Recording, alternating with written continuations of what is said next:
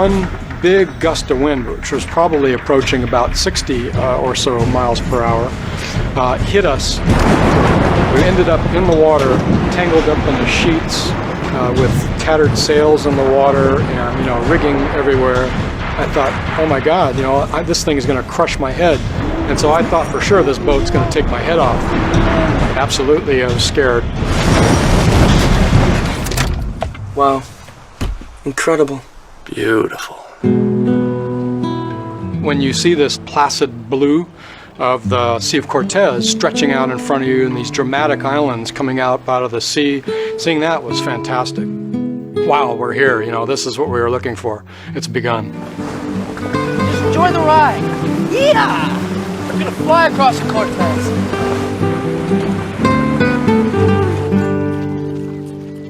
What happened to the wind? No, it happens. I read about it. 60 miles an hour to zero like that. I think it's because we're like in a canyon. The wind rattles down here like an alley and then woof, it's gone. In the dead calm, the heat builds to over 120 degrees. And there's no chance to cool down in this sea.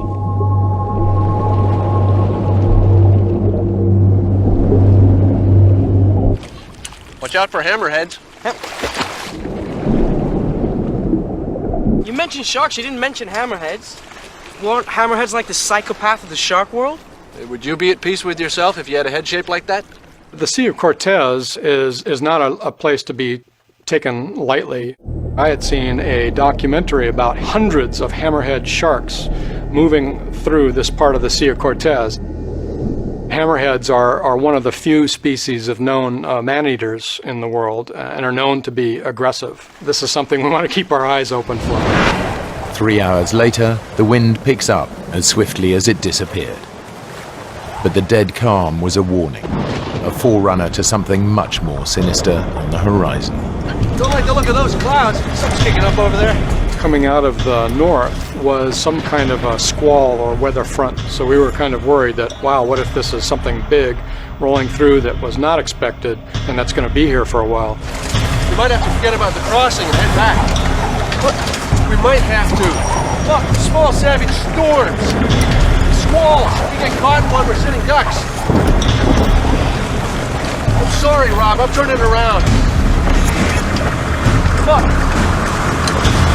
I think we got water on the port side pontoon.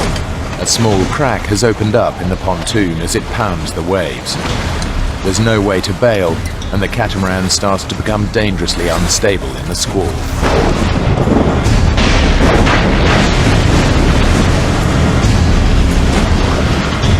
One big gust of wind, which was probably approaching about 60 or so miles per hour, hit us. We ended up in the water, tangled up in the sheets, with tattered sails in the water and, rigging everywhere.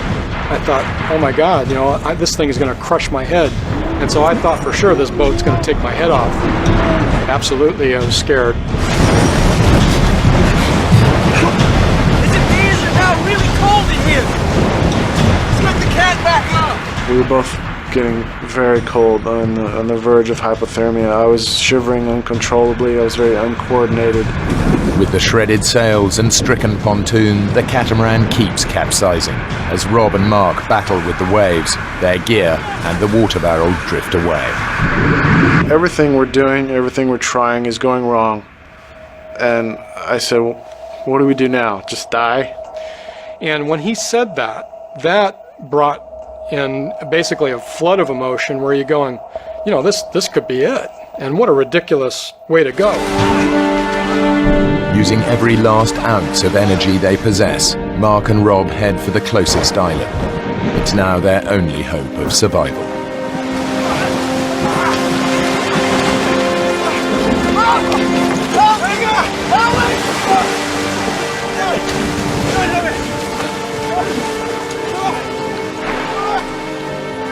Getting up onto the shore was so incredible in terms of just the mental relief of having dry land under your feet.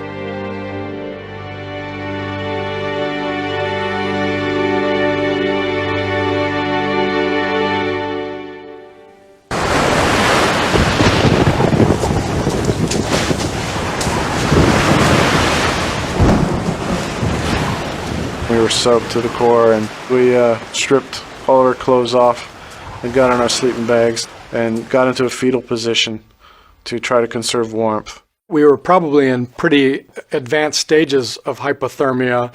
You're still shivering like crazy, but you know you've got a little cocoon of what will eventually become warmth as your body heats up the damp parts of the sleeping bag. Rob, you okay?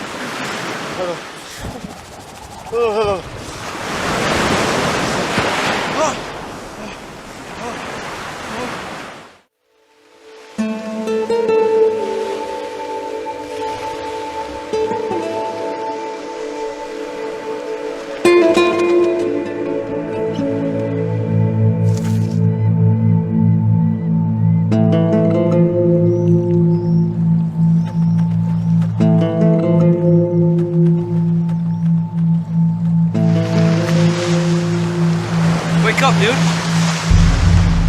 Wake up.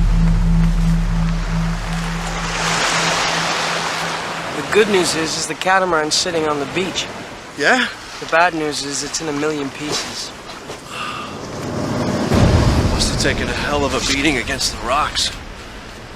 At this point, we realized we're going to be on this hot, dry, no water, no food island and situation, and we're going to have to figure out how we're going to cope with this.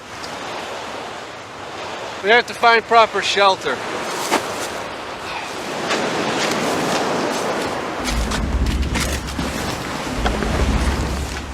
There was no shade to be had anywhere, so we were able to salvage enough of the boat, the trampoline part of the boat as well as the sails and the boom, and we were able to basically make a tent shelter.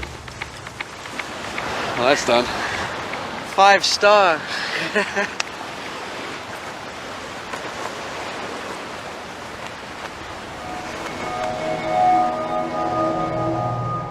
And that made a reasonable shelter to get out of the sun, but it would become exceedingly hot during the day.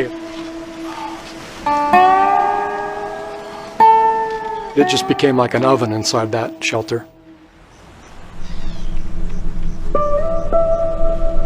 After a blistering day shipwrecked on the desert island of Guardian Angel, Mark and Rob are slowly wasting away. They're surviving on cactus juice and crabs, but the heat is a potentially lethal problem, even at night. Our spirits, I think, were not bad, but not seeing anybody, not seeing a boat, it was quite depressing.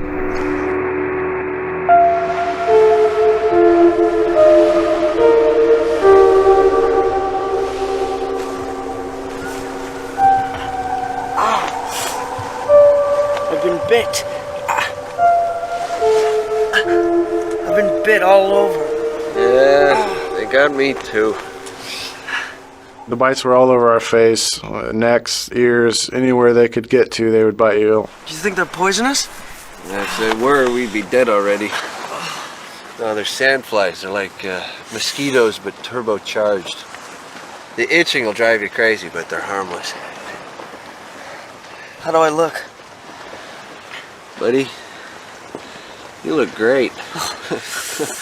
You could run your hand up and down your arm, and it was just all bumpy up and down.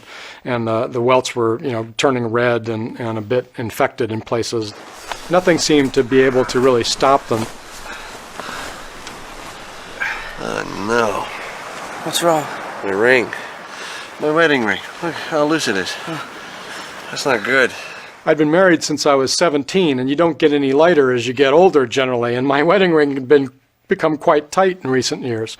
And when it slipped right off my finger, that was a new experience, and I realized it was because we were losing so much water weight from our bodies. By Mark and Rob's third night on the island, both men are suffering from chronic dehydration, a desperate hunger, and scorching temperatures. They're slowly dying. Did you hear that? Rob. Sounds like a boat. Man, it's probably a wave. Or a pelican. Or the cactus talking to you or something. Rob, get up! There's definitely a boat out there.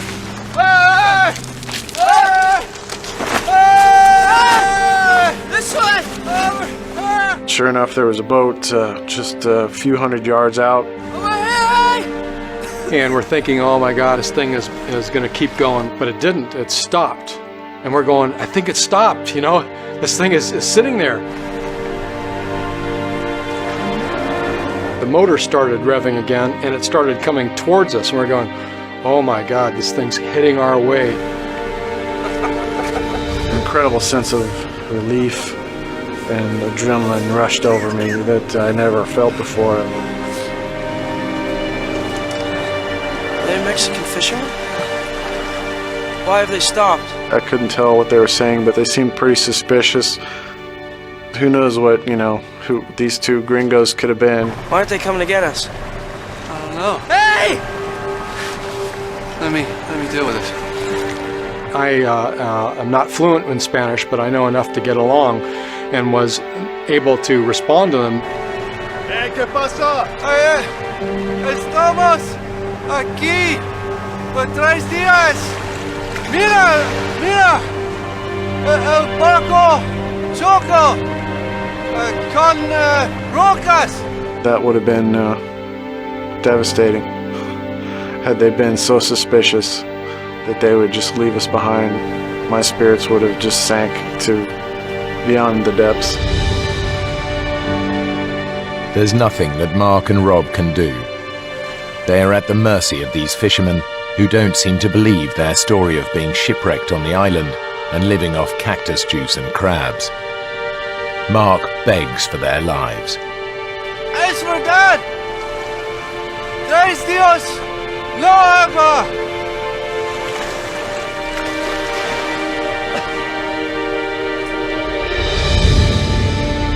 Gracias. Muchas gracias.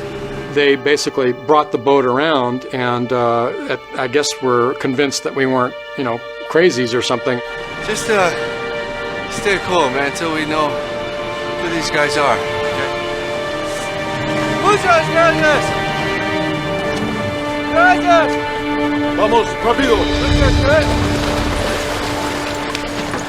At that point, your mind is just so relieved that that you're now out of that predicament, and it looks like you're going to make it home. That is just an overwhelming sense of relief.